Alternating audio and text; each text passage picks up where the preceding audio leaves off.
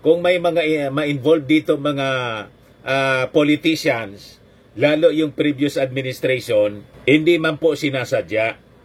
Kumbaga, nagkataon kung konektado sila. So may pananagutan sa batas siyempre. Kasi pumasok sila sa ganyan. Kasi gustong matumbok ng Quad Committee. Bakit ito nangyari? Hindi ito mangyayari kung wala mga kababayan na mga enablers. Itong mga enablers na to, malamang sa malamang, mga opisyal o dating opisyal ng ating pamahalaan.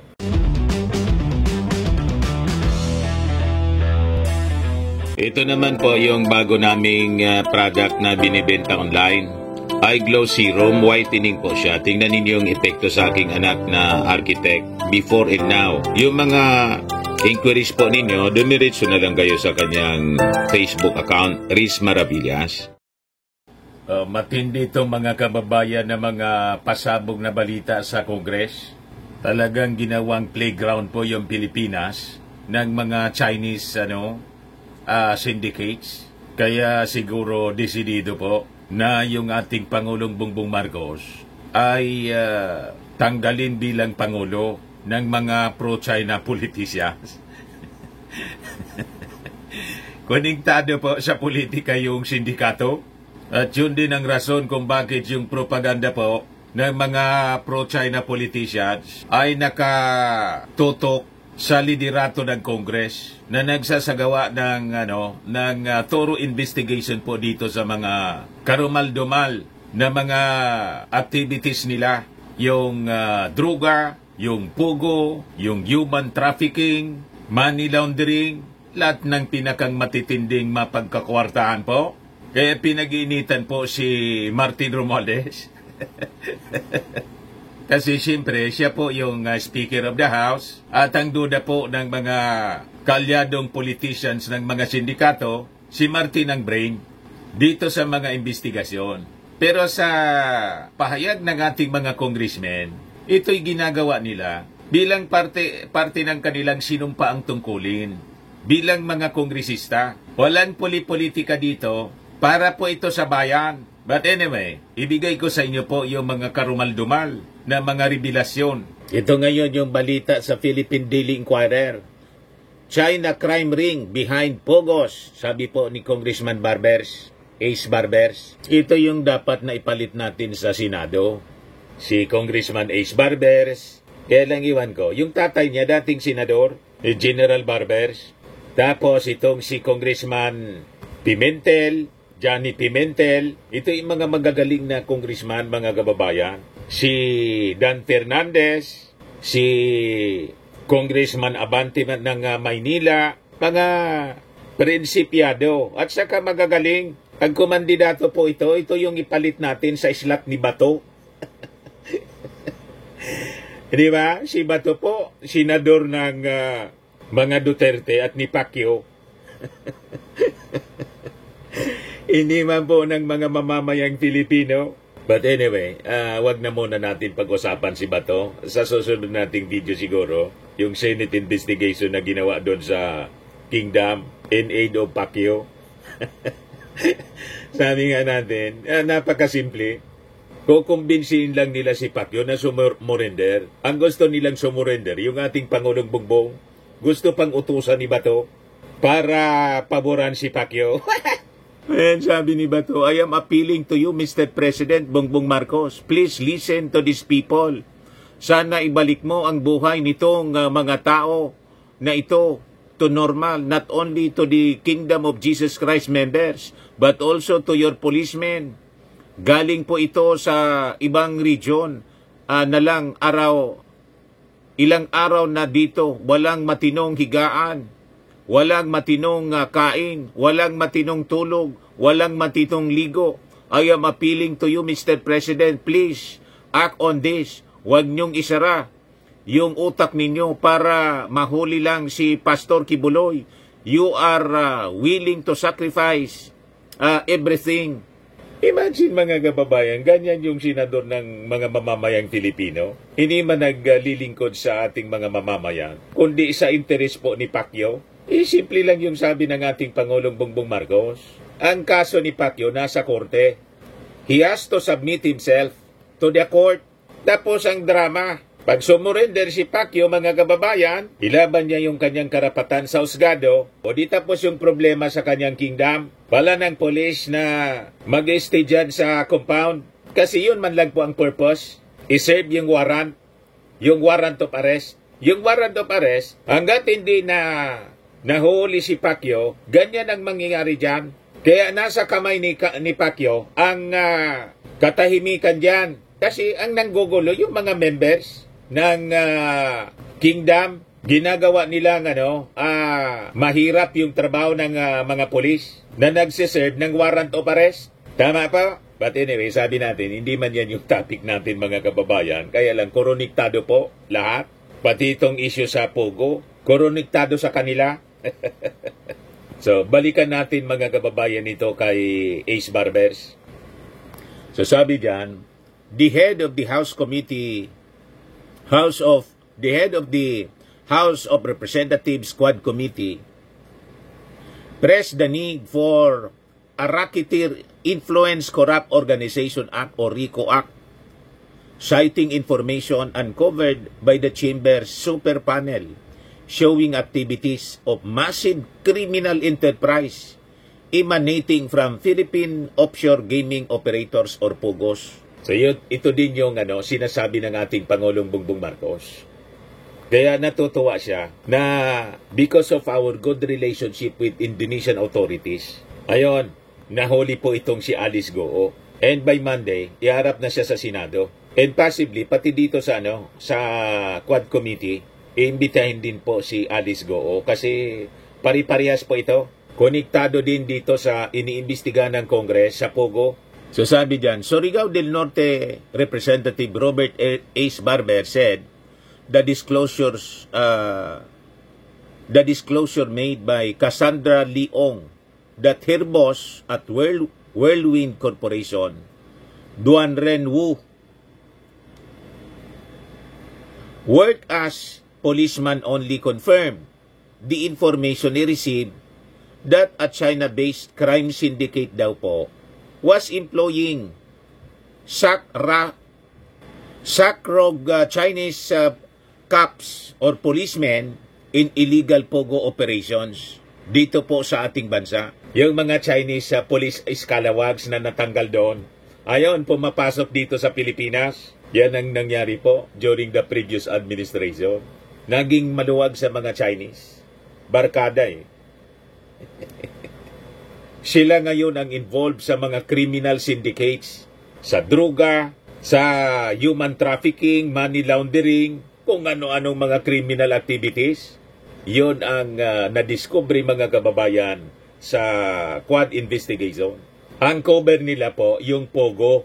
So sabi rito po sa balita, the Barbers-led House Panel on Dangerous Drugs is part of the Quad Committee that is looking into the link of Pogo with extrajudicial killings or EJKs in the war on drugs.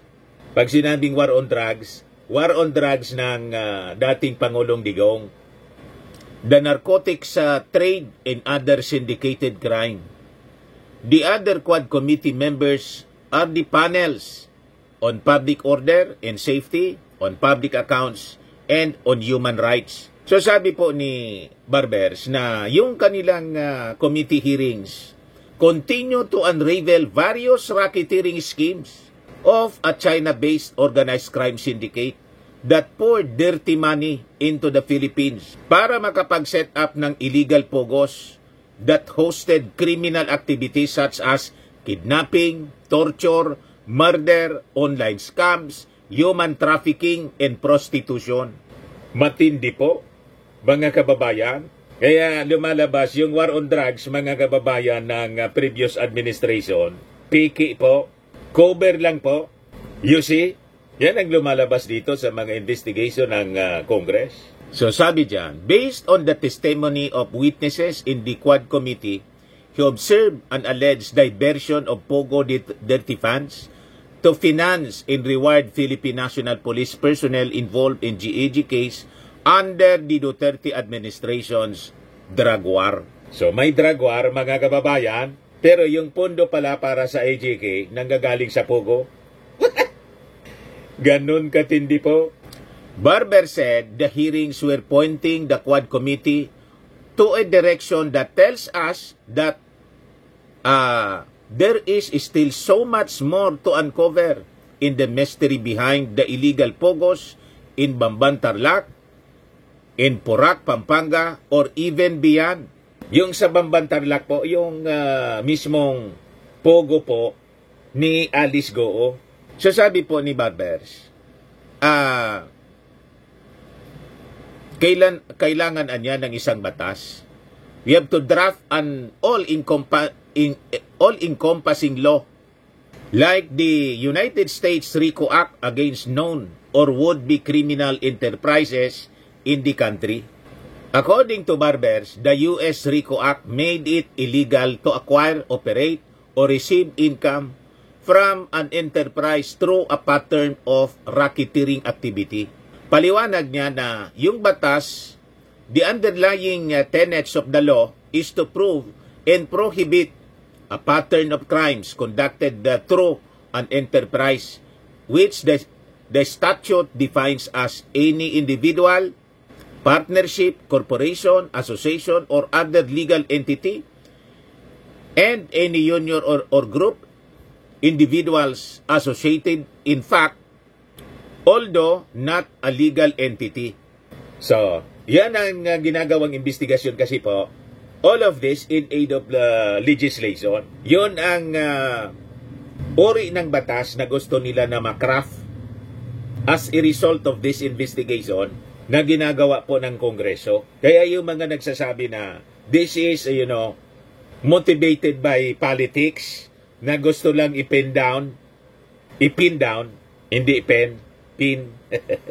ipin down yung mga Duterte. Malabo po. Ang purpose nito mga kababayan, makakraft ng batas. Kumbaga, sumabit sila, that is, another story. Kasi kung lumabas sa investigasyon, talaga pong tumbok sa kanila, may pananagutan sila po, that will be decided mga kababayan once na natapos yung investigasyon ng Kongreso. So sabi po ni Barbers,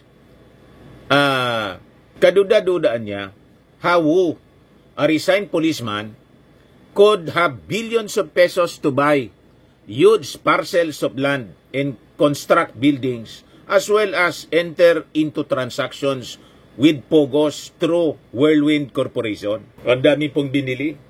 And it is a national security issue mga kababayan. Lahat may problema tayo sa China. Duda po, ginagamit ito para sa kanilang creeping invasion.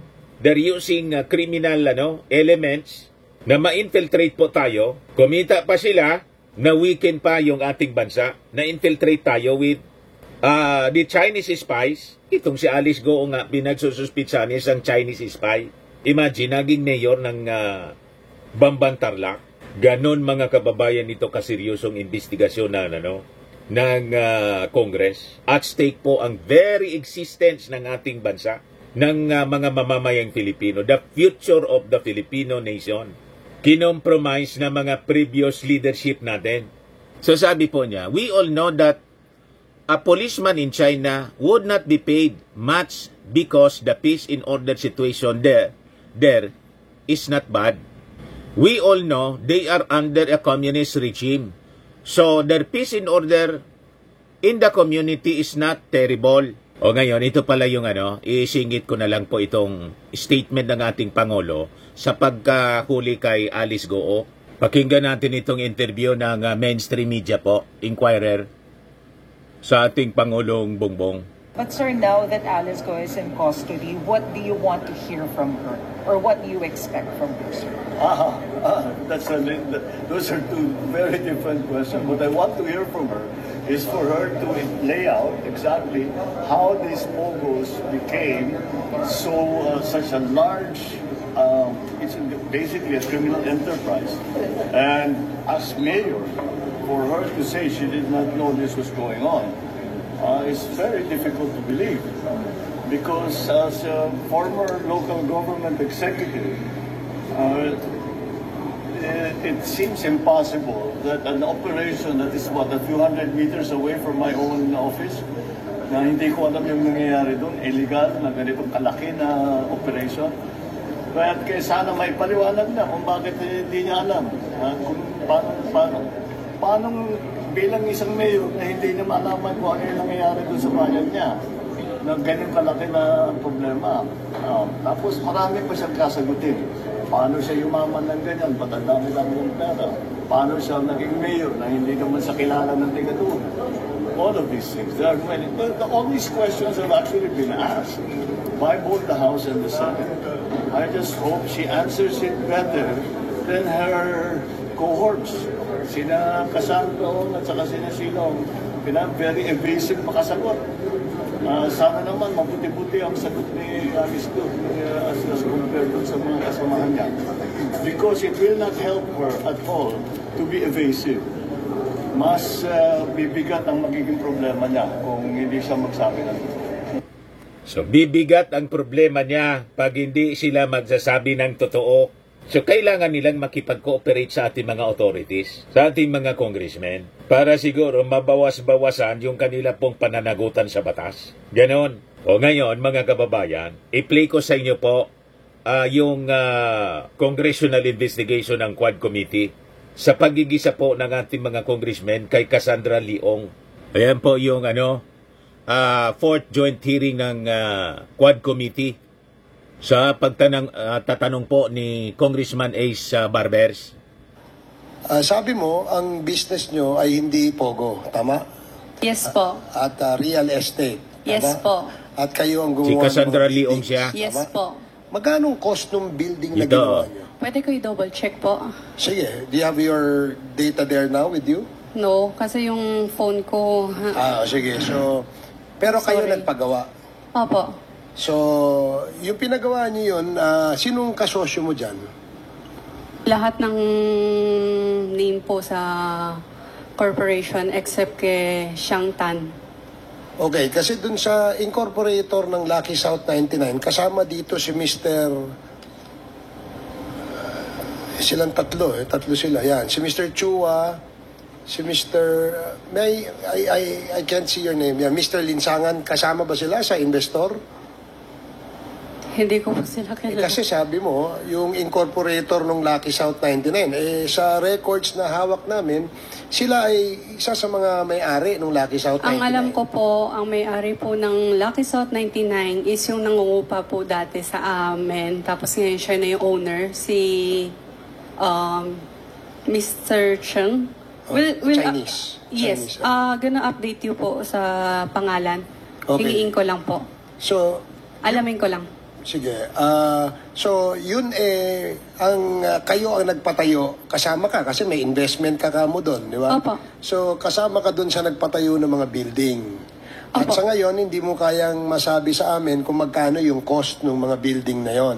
Pero I'm sure malaki yon kasi ang daming building di ba? Ilan total number of buildings doon sa area? 40 plus. 40 plus buildings. Opo. At hindi pa kasama yung mga mansions. Kasama na po siya sa... Kasama siya doon sa 40 plus buildings? Opo, iba po yung sinasabi ni Mr. Chair na mansion na sa Porac and iba po yung sa office po. Okay. Tanong ko lang, no? Kasi puro mga Chinese yung kapartner mo dyan sa real estate na negosyong yan. Tama? Oo. Sa tingin mo, saan galing yung pera nila? Mr. Chair, lahat ng pera po namin is galing po sa hard-earned money po namin. Saan? Sa Pilipinas din po. Sa Pilipinas? Again, yung lupa po namin is installment po. Hindi po namin fully paid ang lupa. Yung perang ginamit nyo pagpatayo ng mga building, saan galing yung pera na yun? Yung part ko is tawag dito sa mom ko. Mami mo. Yung part ko po. So, Yes. ang mami mo ay may business. Ano lang po, wholesale. Wholesale. Opo, Ng Chinese po kami. Wholesale ng Ng mga iba-ibang product. parang goods coming from China, ganon. Yes kasama. po. So, ibig sabihin, dahil dun sa negosyo ng mother mo, nag-invest ang mother mo tsaka ikaw? No po, wala na po nung time na yun, wala na po yung mother ko. Pero yung pera ng mother mo, na kanino? Nasa akin po. Ilang kayo magkapatid? Dalawa po. Dalawa. So, yung mas matanda ka. Tapos Opo. sabi niya ni Okay, kasi Cassandra Leong, mahiwaga yung elementary lang daw saan siya, galing ang yung tinapos pera? niya. Pinagpatayo ng building. Kaya Eh, sabi mo ni sa'yo, Congressman sa side ng Abante, mother mo. genius ka niya. Eh, yung mga kasama mo. Saan kaya galing yung kanilang perang ininvest dyan? Ang alam ko po, pwede ko i-double check, hindi ko po talaga Ah? sigurado eh. Ano yung pakiulit? Pwede ko po i-double check, hindi ko po sigurado. Sige, Kasi po, Mr. Chair, hindi ko naman po talaga alam kung paano po. If you're gonna ask me po right now, hindi ko po yung may explain sa inyo. Yung bang pera nila galing sa abroad? Hindi ko po alam. Yung bang pera nila ay galing sa negosyo nila rito? Hindi ko po talaga alam. Hindi ko po masagot kasi hindi ko po talaga alam eh. Hindi, sige. Kasi para importanteng malaman namin siyang galing yung pinagpatayo nyo no ano, dahil hindi yun basta-basta eh. Diba? Gaya ng sinabi mo, nung tinanong kita, mga investor, no? Parang ikaw, investor. Kaya sinabi mo, yung mga incorporators ng Lucky South. Sila, incorporator sila ng Lucky South eh. Base sa dokumento na hawak namin, sila ay mga dating incorporator. Basta, ang alam ko po, ang may-ari ng Lucky South, si Mr. Cheng. I'm gonna give you his full details once na ma-call ko po yung mga tao ko. Hindi kaya, ito tanong na diretso, hindi kaya galing sa drugs ang negosyo ng mga partner mo, yung mga kasosyo mo? Yun. Sigurado po ako, hindi po. So, hindi. So, hindi kaya ito ay nilo-launder lang, money laundering dito sa Pilipinas, yung perang galing sa mga illegal na source? If you're gonna ask me po, hindi po. Gano'n For mo me. kakilala yung Mr. Wu? Close kami pag pumupunta po siya sa Pilipinas. Kasi ninong mo. Opo. Except nung bata ako, nung nasa China po ako, Oo. nagbe-vacation lang po. Nakikita ko po. So, ito bang si Mr. Wu, ilang taon? Mga ilang taon ito? siya.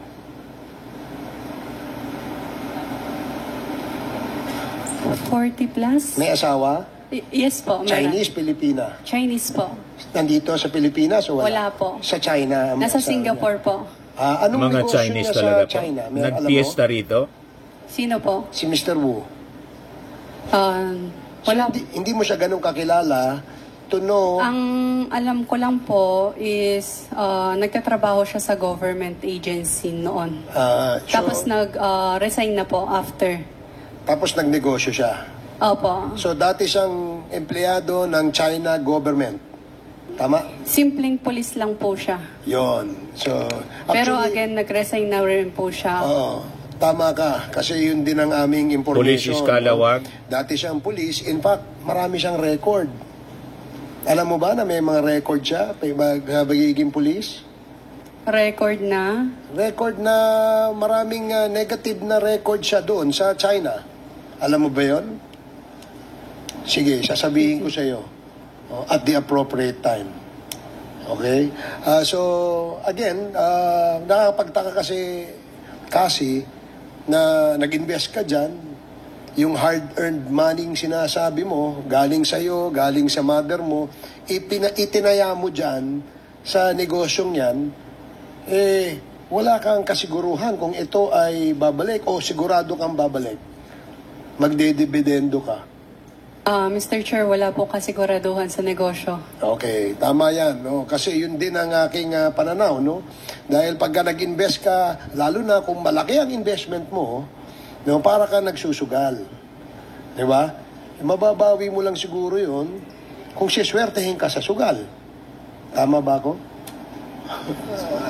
Opo. Okay, sige. So, no further questions. Chairman? The next, yes. Kasi, bakit gusto niyo sa Pampanga? Anong meron sa Pampanga? Sisi. Bakit? Ba't di mo kakit masagot? Kasi nandiyan ka na, ang tagal-tagal mo na sa amin. Sa Pampanga. Tiga Pampanga. Tiga Pampanga hindi, ako. hindi crowded ang Pampanga po. Tsaka malapit siya sa Manila. Malapit siya sa Manila. Opo, 2 hours drive lang. 2 hours na biyahe lang po. Sino ang gumawa ng Pogo sa Porac? Nung una, real estate lang po siya. Tapos pinarentahan lang po sa mga Pogo. Hindi nga. Sino ang gumawa yung contractor ng mga building na 40 plus sa Porac? Double check ko po para masigurado ko lang na tama po yung information na ibibigay ko po sa inyo. May kontrata ba kayo nung gumawa ng mga building sa Porac? Ang alam ko po, meron po. Pwede mong bigyan itong committee na to para malaman natin? Try ko pong mag-contact kasi wala po talaga ako lahat ng contact eh. Dahil nga yung phone ko May building permit pa kayo? Ang alam ko po meron kasi hindi ko po sigurado po ha. Basta ang alam ko po meron kasi may tagalakad for that po. Ayan. Well, anyway, kaya tinawag ko ito kasi masyado nang kawawa yung probinsya po namin. Masyadong sikat araw-araw. Alam niyo po, kaya nandito yung Quadcom. Number 1, diyan nakita yung droga na 3.6 billion na 560 kilos sa bayan ko sa Mexico, Pampanga. Pangalawa, diyan nangyari ang bentahan ng lupa, ang nakabili mga Chinese na korporasyon. Tindi. And all incorporators ay Chinese. Ang nakabili, thousands of hectares. Ang Tindi. nakabili mga Chinese. Kaya yung public accounts nandito. Pangatlo, yung Pogo, nakita natin sa Porac, sa Bamban. Kaya nandyan si Chairman Dan Fernandez. Pangapat, kaya sinasabi ko to, nalulungkot kami, maraming tumatawag sa akin, anong nangyari sa probinsya natin sa Pampanga? Diyan nangyari yung karumal-dumal na pinakita ni Chairman Fernandez. Pinugutan ng ulo, pinatay. Tindi. Talagang grabe yung ginawa nila. Kaya nandito tayo ngayon, di ba kasi? So, next time, kung pwede mong ibigay sa amin yung capitalization ng inyong kumpanya para ma-assess lang namin yung paggawa nyo sa Bamban at saka sa Porac. Pwede ba kasi? Mr. Chair, correction lang po wala po akong kinalaman sa Banban. Porac, sa amin. Porac. Opo. Si Alice Guo, meron naman kaalaman sa Bamban, di ba? Kaya we invited Alice Guo na. So, Mr. Chairman, maraming salamat. Yun lang. Ganon kaseryoso. Wala itong politika, mga kababayan. Kung may mga ma-involve dito mga politicians, lalo yung previous administration, hindi man po sinasadya. Kumbaga, nagkataon kung konektado sila. So may pananagutan sa batas siyempre. Kasi pumasok sila sa ganyan. Kasi gustong matumbok ng Quad Committee. Bakit ito nangyari? Hindi ito mangyayari kung wala mga kababayan na mga enablers. Itong mga enablers na to, malamang sa malamang, mga opisyal o dating opisyal ng ating pamalaan. Kung ganon, dapat silang managot sa batas. Yan po ang tumbok, mga kababayan. O ngayon, kasi konektado ito mga kababayan sa War on Drugs, kaya nga po Quad Committee siya. Yung Pogo konektado sa EJK, sa War on Drugs, money laundering, at kung ano-ano pang mga krimen. Ngayon, sa pagtatanong, investigasyon ng Quad Committee, doon sa nangyari mga kababayan sa penal colony sa Davao, ito ngayon yung development ng balita.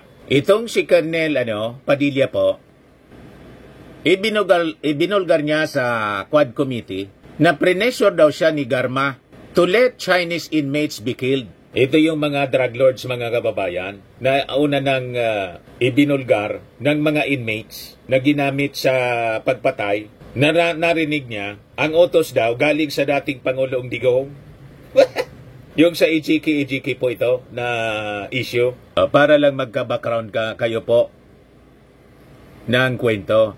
So yan sabi diyan, Padilla says Garma pressured him to let Chinese inmates be killed. Yung mga drug lords po, yung 3 Chinese drug lords. A former prison official said one of former President Rodrigo Duterte's most trusted police officers forced him to go along with a plot that led to the killing of 3 Chinese drug lords or trafficking convicts at the Davao Prison and Penal Farm noong Agosto 2016. Pagkaupo ng dating Pangulong Digong. O ngayon, mga kababayan, pakinggan natin yung kanyang testimony. Ayan po sa pagtatanong ng Quad Committee, si Congressman Johnny Pimentel po siya. Ayan po. Tanong ko po sa inyo, paano nyo nakausap si Ruyina Garma? Meron ba kayong telepono? Telepon po, through Jimmy. Babaeng Meron ba kayong telephone number ng Colonel Ruyina Garma? Wala po, through Jimmy, PDL Jimmy. Babae po yan, Okay, Ruyina sa Garma, po ninyo, na police officer. nakausap po ninyo si Colonel Garma through PDL Jimmy Fortaleza. Mr. Chair, I'd like to put it on record that the statement testimony of Colonel Padilla definitely corroborates with the affidavit of PDL Jimmy Fortaleza on paragraph 5 nung unang linggo ng Agosto 2016. Tinawagan ako ni Garma at sinabi sa akin gusto niyang makausap si Superintendent Padilla.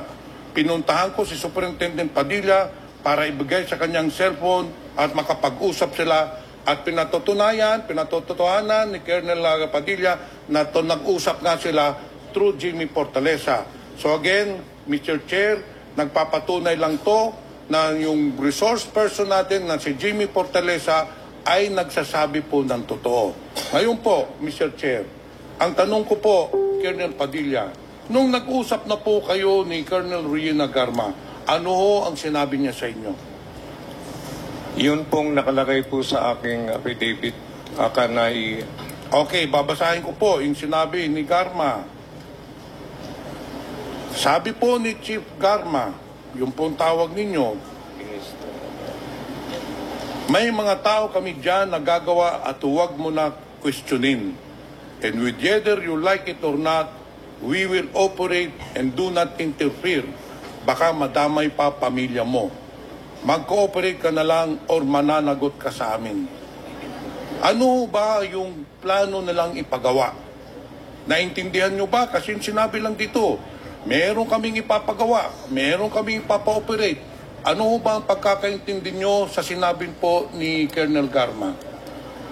Tungkol po doon sa pag-eliminate ng 3 Chinese nationals. So sinabi niya, in short, Mr. Chair, ang sinabi po ni Garma, Colonel Padilla, na meron silang operations doon, ipapapatay nila yung 3 Chinese national. Hindi po ba? Yes, Your Honor, Mr. Chair. Okay. After noon po, pagkatapos ninyo mag-usap ni Colonel Garma, sinabi nyo po kay Jimmy Fortaleza, sige, magkikita na lang kami ni Colonel Garma. Hindi po ba? Wala po akong matandang sinabi kong ganun. Ang natandaan ko po yung kung ano yung nilagay ko sa aking affidavit. Kasi during that time, talagang intense pressured na po ako kasi nangyari na yung sa Abuyog Leyte, yung prison facility rin po namin doon na pinasok rin po ng mga operatives. So, Mr. Chair, ibig yun sabihin, Colonel Padilla, na hindi nyo kilala, hindi kayo nagkita, not even once, ni Colonel Garma? Hindi po, kasi yung cellphone, hanggat maaari, ayaw niyang makuha ko yung number niya. Kaya yung cellphone na binigay nila kay Jimmy Fortaleza ang ginagamit po. Ayaw pong ma-identify yung kanyang number.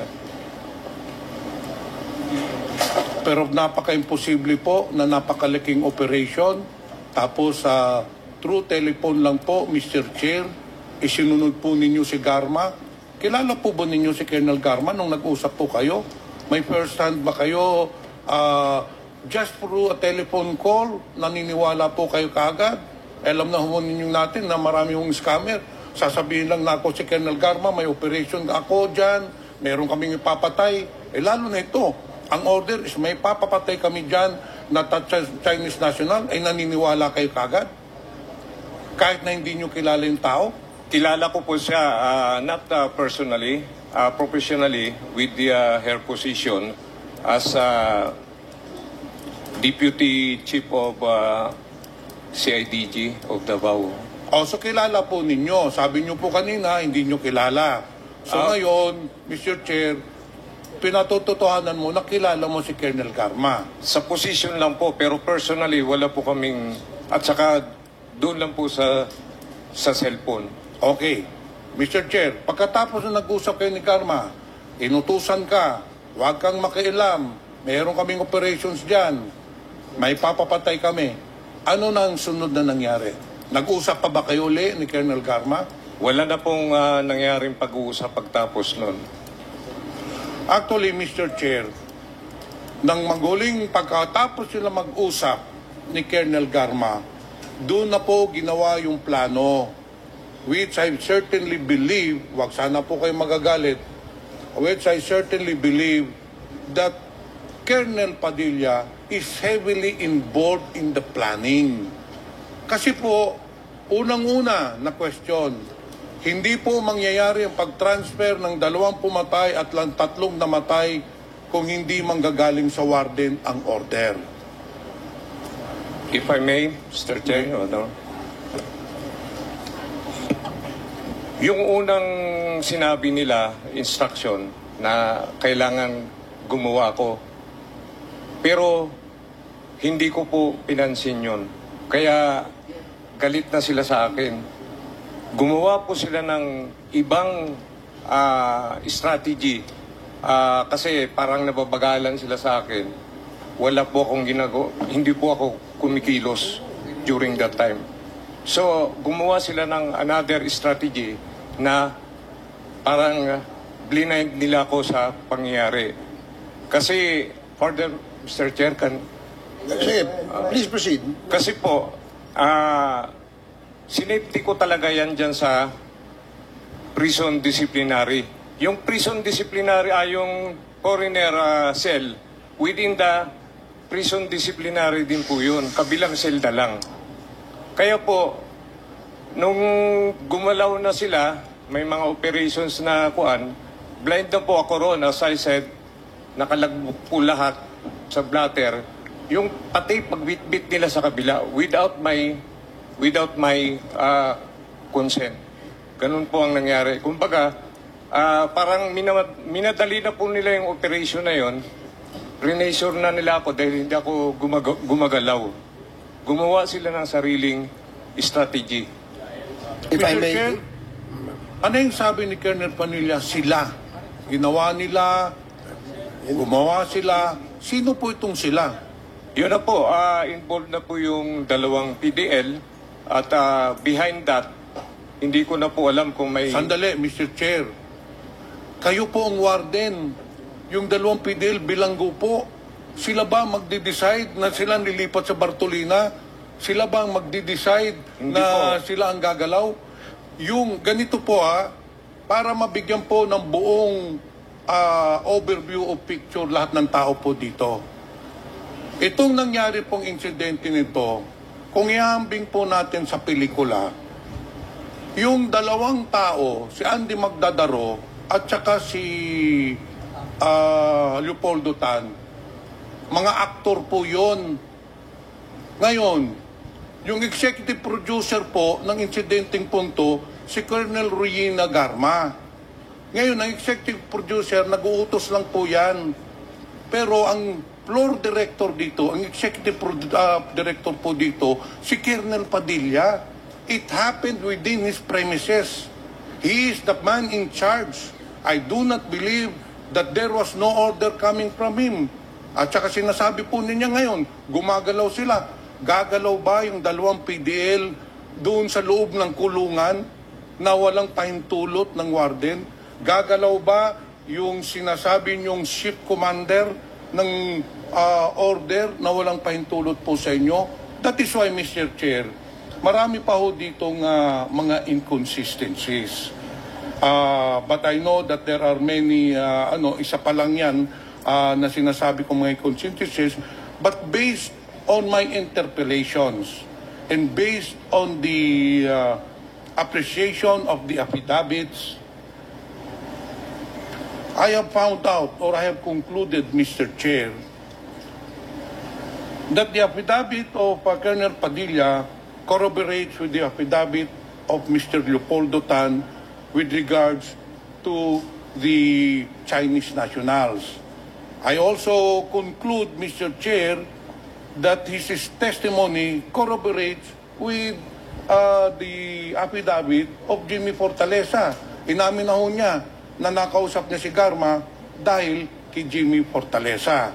However, I believe that Colonel Padilla is holding more information vital to this hearing. Hanggang doon po lang kayo, yung affidavit po ninyo, Mr. Chair, hanggang doon lang po kayo kay Garma. Pero sa buo salaysay ni Leopoldo Tan, nandoon po kayo. Una, binanggit po kayo, nung kinontak na kayo ni Colonel Garma, sabi niyo po, makikita kayo. I believe, Leopoldo Tan, bakit po? Pinalabas po ninyo yung 2 PDL, hindi pinalabas na doon lang sa may gate para makausap po si Art Narsoles at saka si Colonel Garma.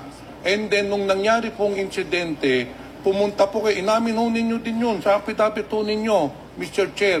Pagkatapos nung nangyaring insidente, pumunta po kayo sa Celda 6 at tinignan nyo yung namatay na mga Chinese nationals. Lahat po sa buong salaysay, kayo po ang binabanggit ng 2 PDLs. Mahirap po mangyari isang ganitong kadumal-dumal na krimen na kayo po ang in charge ng DAPICOL na wala kayong kaalam-alam. Hindi, imposible po mangyari yun. I have been in the government service for the past 25 years. And all chief executives, ihahangibin ko na lang ikaw na isa kang chief executive ng warden. The buck stops there. All decisions. Kaya po kayo nilagay doon dahil kayo magsusupervise, magmamanage. Imposible ang manager, supervisor, hindi po alam ang nangyayari doon sa bilanggo. Therefore, Mr. Chair, I have come to a conclusion, but that is my opinion, that our resource person is lying to us, holding vital information. Marami ho pong inconsistencies doon sa affidavit po niya. Yun lang po, Mr. Chair.